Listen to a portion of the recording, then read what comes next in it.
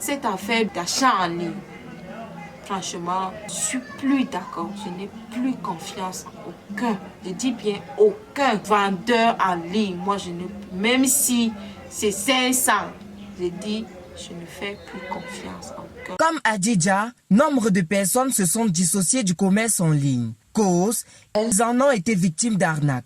J'ai été victime de l'arnaque en ligne il y a de cela 2 semaines.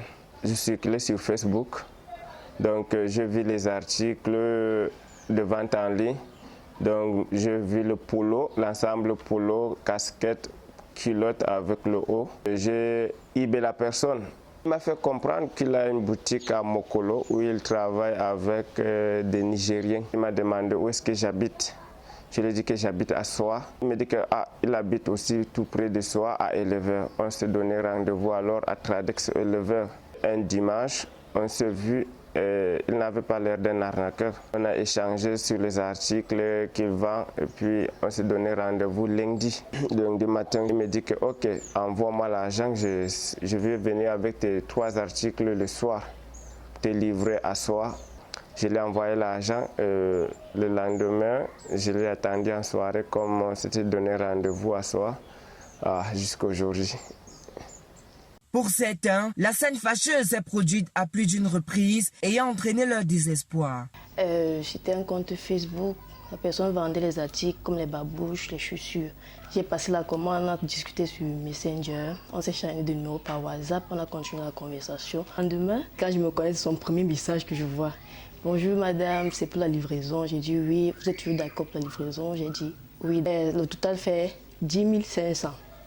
Les frais de livraison, 2 000 francs, donc 12 500. J'ai dit, ok, je peux envoyer toute la somme maintenant. J'envoie une partie et l'autre partie, j'envoie quand j'ai le colis à main. Il m'a dit, oui, j'ai reçu, parce qu'il a fait la capture d'écran du dépôt. J'ai envoyé, il m'a dit, oui, j'ai réussi.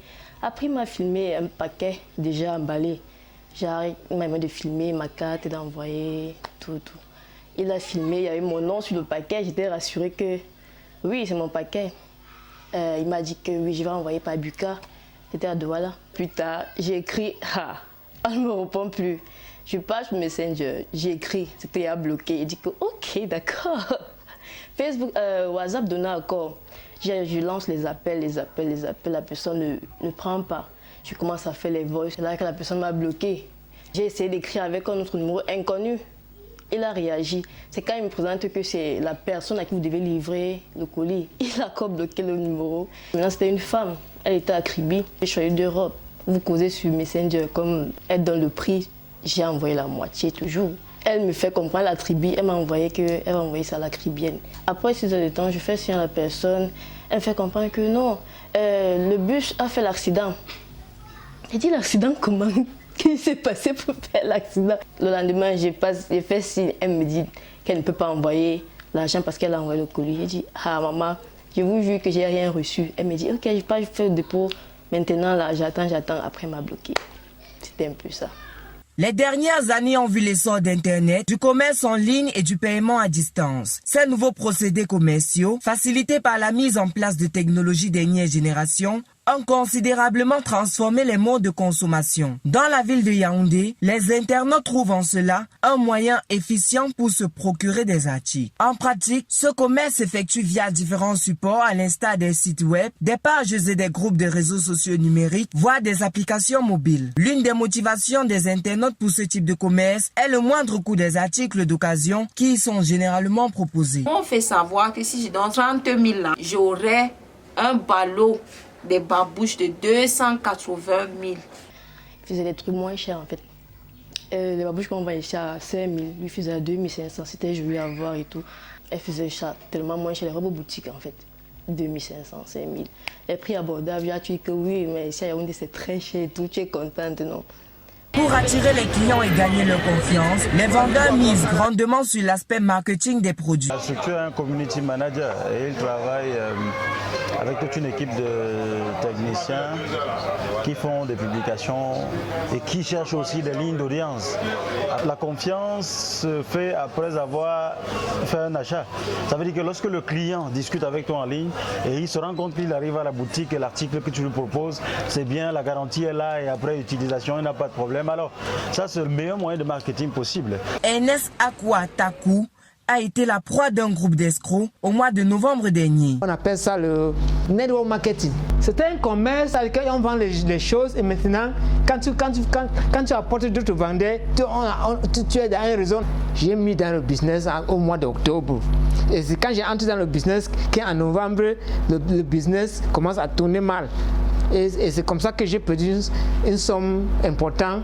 Furieux, il a décidé de lutter à sa façon contre la cybercriminalité en postant des articles sur les techniques de cybersécurité partout sur la toile. Je dépasse tout le monde qui m'arnaque dans l'internet. Donc ma page Facebook est remplie de techniques de sécurité parce que je publie les techniques de cybersécurité et tu vois que les arnaqueurs sont les enfants, ce sont les bébés, ce sont les chiens. Au Cameroun, plusieurs textes régissent le commerce en ligne, principalement le code pénal, la loi régissant le commerce électronique et le décret sur la cybersécurité et la cybercriminalité. Les coupables de ces crimes encourent des peines diverses. Il y a des peines de prison et aussi des amendes. Ces amendes qui peuvent aller jusqu'à 2,5 millions et des peines de prison qui sont déjà réservées au niveau du code pénal, l'article 349. Il y a les peines d'emprisonnement qui vont de 3 ans à 10 ans. Il y en a d'autres qui vont de 5 ans à 15 ans d'emprisonnement. Ça dépend du niveau de délit commis sur le cyberespace.